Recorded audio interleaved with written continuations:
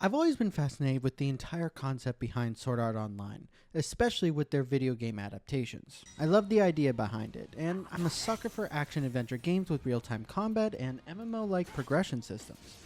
And recently, I took part in the open network test for their new title, Sword Art Online Fractured Daydream.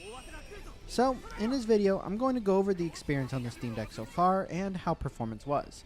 This is a beta or test, so performance should be a bit better in the full release, but this can give us a clue as to how the game is going to be running. If you want to see more videos like this, hit that like and subscribe button, and hit the notification bell to be notified as soon as our next video goes live. The game is also recorded on the Steam Deck directly, so your experience may be slightly better than what you're going to see here. When it comes to betas, I tend to take performance with a grain of salt since it can change so heavily when it releases. But with Sword Art Online Fractured Daydream, I was actually kind of impressed. For the most part, I was able to get above 30 frames per second, and it was pretty great. In playing the tutorial solo, I was sticking nicely above 40 frames per second, with some spots getting into 50. I enhanced this by bringing the render resolution down to 90, which kept the game looking nice and kept me closer to 60. I could see solo play sticking to around 45 frames per second with these kinds of settings. There are some dips here and there when doing special or ultimate moves, and overall I'm pretty happy about it. The time where it started to dip the most was when we were fighting our boss at the end of the tutorial and 3 AI came in and started helping me with it. With everyone doing moves all at the same time, it did start to go down to the mid-40s.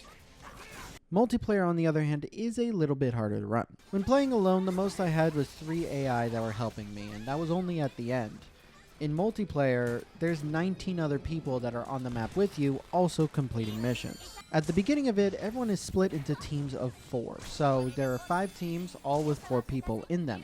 So in the beginning you do have just 3 other people that are with you, but slowly as you complete the missions, it's going to expand and you're going to end up in a boss where you are fighting with 19 other people all at the same time. This does pose a bit of a problem. When you're all working to fight at this boss and you're all doing your special moves, it can be a lot on screen, and because of that I did see it dip down to the mid-30s, maybe to 29 at 1 or 2 points. And even though it did get there, it still held above 30 for the most part, which I thought was pretty amazing. I actually experienced the most dips in multiplayer while running around specific areas.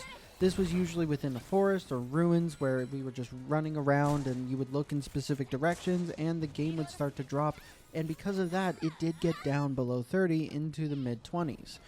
Though, oddly enough, that actually affected the game more than when 19 other people were all doing special moves at the same time against one enemy. In the end, I can see compromises being made that would get this above 30 frames per second, so we should have a stable experience. Because of the art style and bolded outlines of the characters and the surroundings, I had this feeling that we could force the resolution down and use SteamOS's FSR to upscale it to get increased performance while not affecting visuals as much.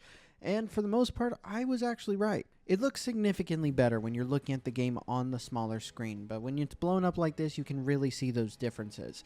But with the difference, you can increase performance up to 60 frames per second much more when you're playing alone, and definitely keep it above 30 frames per second at all times when you're playing multiplayer. The trade-off is that there is some pixelated in the menus when you're looking at the characters up close to you, but in the end, gameplay-wise, it does still work and it holds a stable frame rate much more often. In general, would I recommend playing like this?